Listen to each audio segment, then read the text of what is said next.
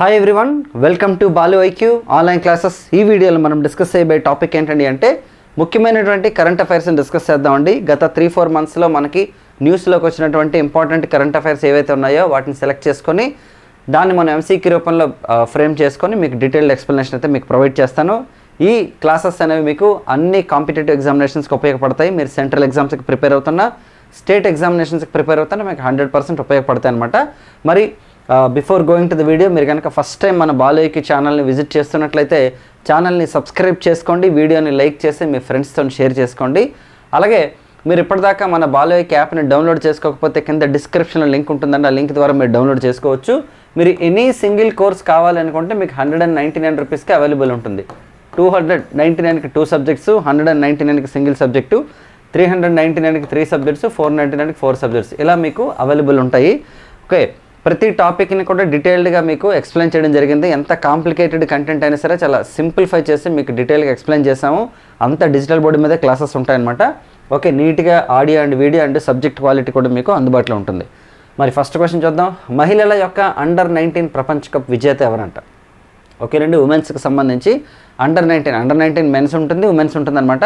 మరి ఉమెన్స్కి సంబంధించినటువంటి విజేత ఎవరంటే రీసెంట్గా జరిగిన వాటిలో Australia, south Africa, India and New Zealand అండి. సో భారతదేశం అండి.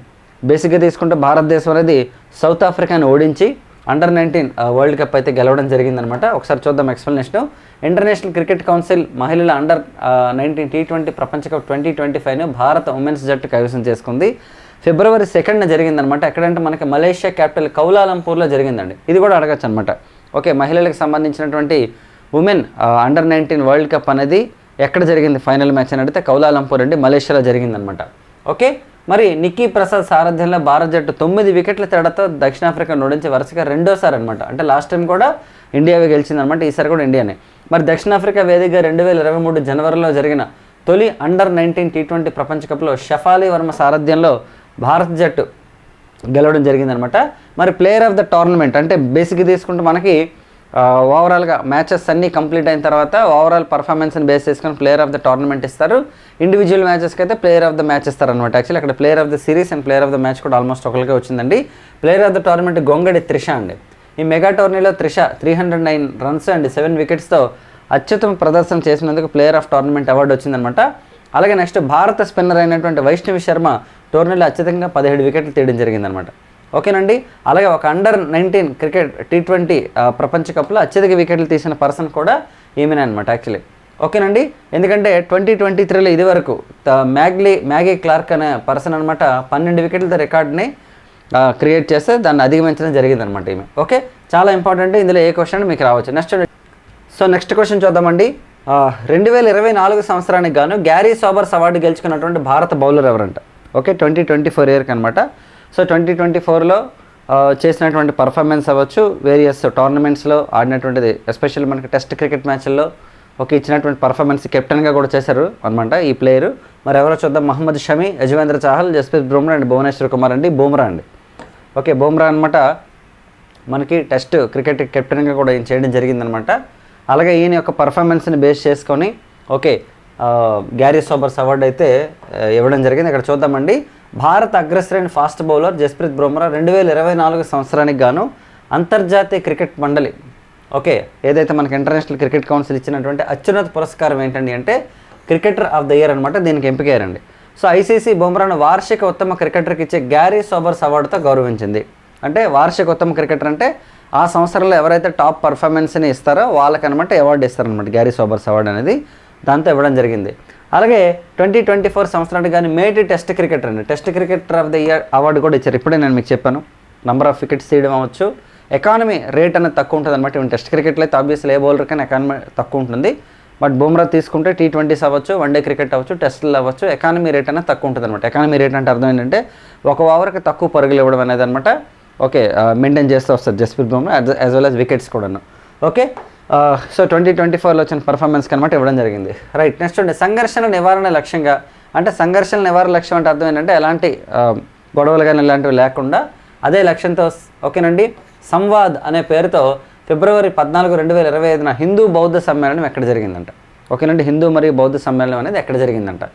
ఏ పేరుతో అంటే సంవాద్ పేరుతో అనమాట. సంఘర్షణలు అనేవి లేకుండా ఉండడం కోసం థాయిలాండ్, నేపాల్, శ్రీలంక, జపాన్ అండి. థాయిలాండ్లో జరిగిందండి యాక్చువల్లీ. ఓకేనండి, థాయిలాండ్లో జరిగిందనమాట. సో వాస్తవానికి తీసుకుంటే మనకి ఈ క్వశ్చన్ వినగానే మీరు ఒకసారి చరిత్రలోకి వెళ్ళినట్లయితే బౌద్ధ సంగీతాలు జరిగాయి మనకి. ఇండియన్ హిస్టరీలో మనం బౌద్ధ సంగీతాలు చూసుకున్నట్లయితే మనకి ఎప్పటి నుంచో తీసుకుంటే మనకి అజాతశత్రువు దగ్గర నుంచి కూడా అజాతశత్రువు కానీ, కాలాశోకుడు కానీ, అశోకుడు కానీ, కనిష్కుడు కానీ మనకి బౌద్ధ సంగీతాలు పెట్టడం కానీ, తర్వాత కాలంలో హర్షవర్ధనుడు కూడా ఓకేనండి బౌద్ధ సంగీతాలు కాకపోయినప్పుడు కూడా సర్వమత సమ్మేళనం ఇవి మెయింటైన్ చేయడం జరిగింది. 3వ అశోకుడిగా చెప్తారు హర్షవర్ధనుడిని. ఓకేనండి. సో కాబట్టి బౌద్ధ మతానికి సంబంధించినటువంటి సమ్మేళనాలు అనేది మనకు జరగడం కొత్త కాదు. అయితే బౌద్ధ మతానికి సంబంధించి అలాగే హిందూ మతానికి సంబంధించి సంఘర్షణలు అనేవి లేకుండా ఉండడం కోసం అనమాట. అంటే మొత్తం ప్రపంచవ్యాప్తంగా పీస్ అనేది కోరుకుంటూ ఈ సమ్మేళనం అయితే మనకి థాయిలాండ్లో జరిగింది. చాలా ఇంపార్టెంట్, ఇది కూడా అడిగే అవకాశం ఉందన్నమాట మనకి. ఓకేనండి, రైట్. చూడండి, సముద్ర సంబంధ ప్రమాదాలను ముందే పసిగట్టి హెచ్చరించడం లక్ష్యంగా 1999లో ఏర్పాటైంది ఒక సంస్థ. ఆ సంస్థ పేరు INCOIS ఇన్కాయిస్ అంటారనమాట. ఈ సంస్థకి సుభాష్ చంద్రబోస్ ఆపద ప్రబంధన పురస్కారం వచ్చిందండి 2025కి. మరి ఈ సంస్థ ఎక్కడుందంటే, నేను మీకు ఏంటంటే క్వశ్చన్ ఇచ్చేటప్పుడు అంటే ఆప్షన్స్ కొంచెం ఈజీగా ఉండాలి, క్వశ్చన్ చేసేటప్పుడు సింపుల్గా ఉండాలనే ఉద్దేశంతో ఇలా ప్రిపేర్ చేస్తాను క్వశ్చన్ ఎప్పుడు కూడాను.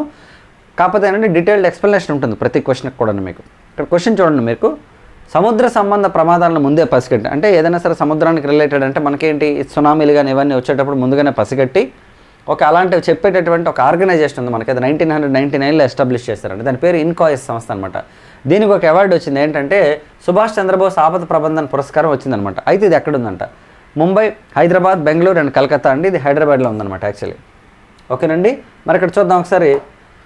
ప్రకృతి వైపరీత్యాలను ఎదుర్కోవడంలో నిస్వార్థంగా సేవ చేసిన సంస్థలు, వ్యక్తులకు కేంద్ర హోంశాఖ ప్రదానం చేసే అవార్డు పేరు ఇదనమాట. అంటే ఏదైనా సరే మనకి న్యాచురల్ డిజాస్టర్స్ వస్తాయి కన్నా, ఆ డిజాస్టర్ని ఎదుర్కోవడంలో ఏవైనా సంస్థలు కానీ లేదంటే పర్సన్స్ కనుక సెల్ఫ్లెస్గా ఎవరైతే వర్క్ చేస్తారో వాళ్ళకనమాట మనకి సెంట్రల్ హోమ్ మినిస్టర్ అనమాట ఒక అవార్డు ఇస్తుందండి. ఆ అవార్డు పేరే మనకి ప్రబంధన్ అవార్డు అనమాట యాక్చువల్. అంటే సుభాష్ చంద్రబోస్ ఆపద ప్రబంధన్ అవార్డు అనమాట. దీనికి హైదరాబాద్లోని భారత జాతీయ సముద్ర సమాచార సేవల కేంద్రం Indian national centre for ocean information services అండి ఎంపికైందనమాట. సుభాష్ చంద్రబోస్ యొక్క 125వ జయంతిని పురస్కరించుకొని మనకెప్పుడు బోస్ గారి జయంతి జనవరి 23 కదండి, దేశ ప్రేమ దివస్గా చేస్తాం మనం సుభాష్ చంద్రబోస్ జయంతిని. మరి ఏర్పాటు చేసినటువంటి అవార్డును 2019 నుంచి ఇస్తారండి మనకి. ఓకేనండి, జనవరి 23 ఇస్తారనమాట. ఈ అవార్డుకి ఎంపికైన సంస్థలకి 51 లక్షల క్యాష్ ప్రైజ్ ఇస్తారండి. దాంతోపాటు సర్టిఫికేట్ ఇస్తారు, ధ్రువపత్రం ఇస్తారు. అలాగే వ్యక్తులు అనుకోండి ఇండివిజువల్ పర్సన్స్ అయితే 5 lakhs ఇస్తారనమాట. ఓకేనండి, ఆర్గనైజేషన్స్ అయితే 51 lakhs ఇస్తారండి, పర్సన్స్ అయితే 5 lakhs ఇచ్చారనమాట. ఒక సర్టిఫికేట్ అనేది ఇస్తారనమాట యాక్చువల్లీ. చాలా ఇంపార్టెంట్ ఇది కూడా. సో నెక్స్ట్ క్వశ్చన్ చూద్దామండి. భారత పర్వతారోహకులు భావనా దహారియా అకోన్ కాగ్వా అనే శిఖరాన్ని అధిరోహించారనమాట. అయితే ఈ శిఖరం ఎక్కడుందంట, భారత పర్వతారోహకులు అయినటువంటి భావనా దహారియా అనమాట ఒక పర్వతాన్ని అధిరోహించారు. ఆ పర్వతం పేరు అకోన్ కాగ్వా. ఈ శిఖరం అనేది ఎక్కడుందంట, రీసెంట్గా వచ్చిన న్యూస్లకి. అంటార్కిటికా, ఉత్తర అమెరికా, దక్షిణ అమెరికా, యూరప్ అండి. ఇది మనకి సౌత్ అమెరికాలో ఉందన్నమాట యాక్చువల్లీ. ఓకేనండి, ఒకసారి చూద్దామండి. భారత పర్వతారోహకురాలు భావనా దహారియా మరో ఘనత సాధించారండి. దక్షిణ అమెరికా ఖండంలోనే అత్యంత ఎత్తైన, అంటే సౌత్ అమెరికా ఖండంలోనే అత్యంత ఎత్తైనటువంటి పర్వతం అంటే దీని పేరు అకోన్ కాగ్వా పర్వతాన్ని ఆమె అధిరోహించారండి. 6,961 మీటర్లు ఎత్తు అనమాట ఇది యాక్చువల్లీ. ఓకే, మీద ఎక్కడ ఉందంటే అర్జెంటీనాలో ఉంది. మనకి సౌత్ అమెరికాలో అర్జెంటీనాలో ఉందన్నమాట. అర్జెంటీనా క్యాపిటల్ వచ్చేసి మనకి బ్యూనస్ ఎయిర్స్ అండి. కరెన్సీ వచ్చేసి పెసో అనమాట. ఓకే, మహిళా సాధికారత, స్త్రీ పురుష సమానత్వం కోసం కృషి చేస్తున్న భావన 5 పర్వతాలని అధిరోహించారనమాట. అంటే మనకి women empowerment at the same time ఏంటంటే అంటే జెండర్ ఈక్వాలిటీ కోసం పనిచేస్తున్నారనమాట. సో ఆ అవేర్నెస్లో భాగంగా అధిరోహించినటువంటి పర్వతాలు ఇవన్నీ కూడా. 7 ఖండాల్లో 7 అత్యున్నత పర్వతాల శిఖరాలపై కాలు మోపాలనేది తన యొక్క లక్ష్యం. ఆల్రెడీ సౌత్ అమెరికాలో వెళ్ళారనమాట. మరి 7 పర్వతాలు ఏంటో ఒకసారి చూద్దాం. అకాన్ కాగ్వాకు ముందు ఓకేనండి ఎవరెస్ట్ అండి, ఏషియాలో తీసుకుంటే ఎవరెస్ట్, కిలిమంజారో ఆఫ్రికా, అలాగే కాజియాస్కో ఆస్ట్రేలియా అండ్ ఎలబ్రస్ ఐరోపాలను కూడా అధిరోహించారనమాట. ఓకేనండి, చాలా ఇంపార్టెంట్ క్వశ్చన్ ఇది. మీకు ఇందులో చాలా జాగ్రఫీ కంటెంట్ ఉంటుంది. అట్ ది సేమ్ టైం వచ్చేసి మీకు కరెంట్ అఫైర్స్గా కూడా మీకు ఉపయోగపడుతుంది అనమాట. ఓకేనా, రైట్. నెక్స్ట్ క్వశ్చన్ చూద్దామండి. జ్ఞానేంద్ర ప్రతాప్ సింగ్ ఇటీవల ఏ సంస్థ యొక్క డైరెక్టర్ జనరల్గా నియామకమయ్యారు?